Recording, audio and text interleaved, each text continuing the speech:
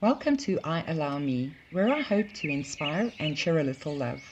Feel free to reciprocate by clicking on the like and subscribe buttons and sharing my channel with your friends and family. Know that I appreciate your support, and as always, much love. You'll be amazed at what you attract once you realize your self-worth. Consider the people in your life. How does what you feel for them compare to what you feel about yourself? Consider your children and see each of their faces, or the faces of the people closest to you in your life, and then see yourself. Do you feel the same sense of love when thinking of yourself as when you think of them? I can say with certainty that there's many people out there who don't feel the same about themselves as they do about their favorite people, and that's okay. What's important is that you realize it. What's more important is that you make the conscious decision to change it, so that eventually you'll feel sincere love when thinking of yourself. There's a myriad of reasons and events that instill a lack of self-worth in us. It starts in our childhood and continues throughout our lives, from our parents, caregivers, and teachers, to experiences, peers, and media.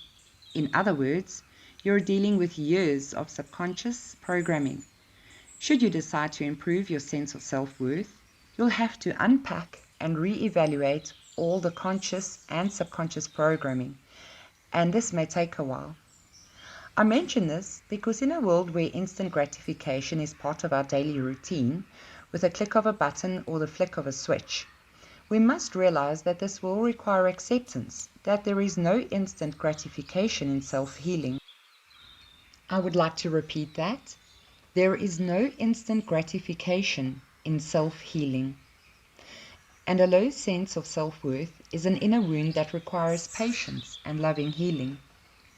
If someone asks you to list 3 things you like and 3 things you dislike about yourself, generally it's easier for us to list the things that we don't like about ourselves than it is to list our more desirable attributes.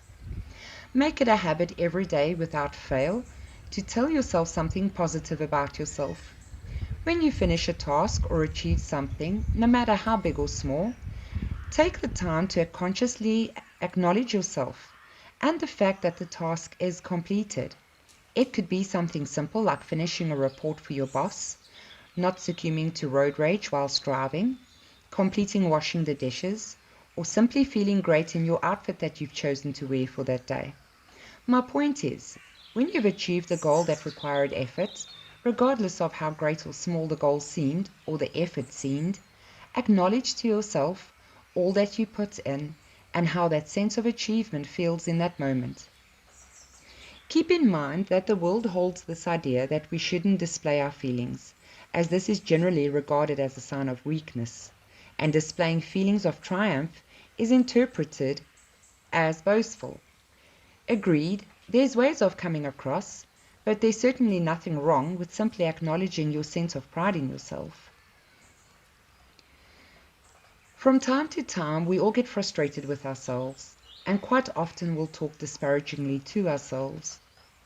These are the golden moments where we get to learn how to address ourselves with respect. The idea is to alter how you talk to yourself by using a gentle tone and kind words. I certainly was not able to do this when I first started this practice. When I was in the moment, there was no way I felt that I deserved to be treated any differently. Through introspection and over time, I realized that I was talking to myself the same way the worst people in my life had spoken to me.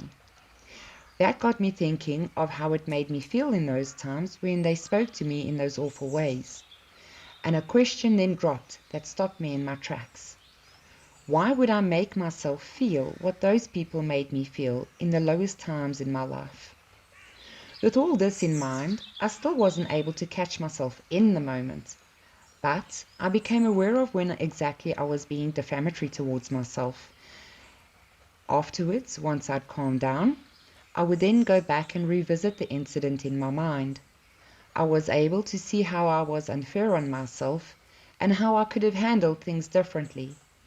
I made a point of acknowledging that to myself, reminding myself that I deserve better than that. You could use how you'd address your closest person in that situation as a guideline as to how you'd address yourself. As you become more aware of this practice and start practicing it, you start bridging the gap between attending to the matter after the fact and processing your reaction in the moment. Learn to laugh at yourself, even if you do something silly. A stifled laugh is never as enjoyable as laughing out loud, even if you are laughing at your own silliness. Start regarding yourself as a friend. Again, using how you'd interact with your closest person as a guideline on how to interact with yourself. I found that this perspective assisted me in seeing myself through the same lens that I saw my closest people. And speak kindly to yourself in good times too. We're always reminded to talk gently to ourselves in challenging times. But what about the good times, when you're having fun with friends, or out in nature, or enjoying a road trip?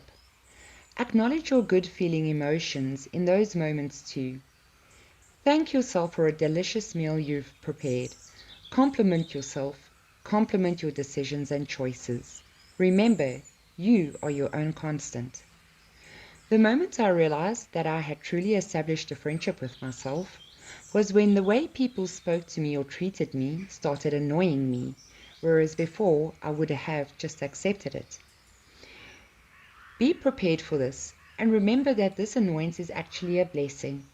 It's confirmation that you're achieving the goal of recognizing your self-worth.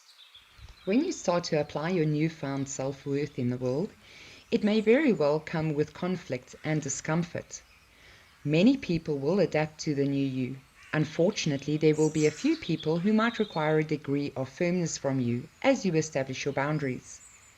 However, once people realize that you no longer tolerate being treated in a disrespectful way, and they start treating you with more respect, it's like a level up, an auto boost if you will.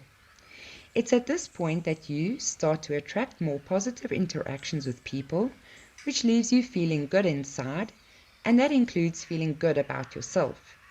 It attracts better people into your life, and most importantly, you've attracted the most treasured friendship you'll ever have, and that is a friendship with yourself. Thank you for watching my video. I hope you enjoyed it. A reminder to click the like and subscribe buttons, as well as the notification bell icon. Also, feel free to leave a comment and share with somebody who you think would appreciate this. I hope to catch you in the next one.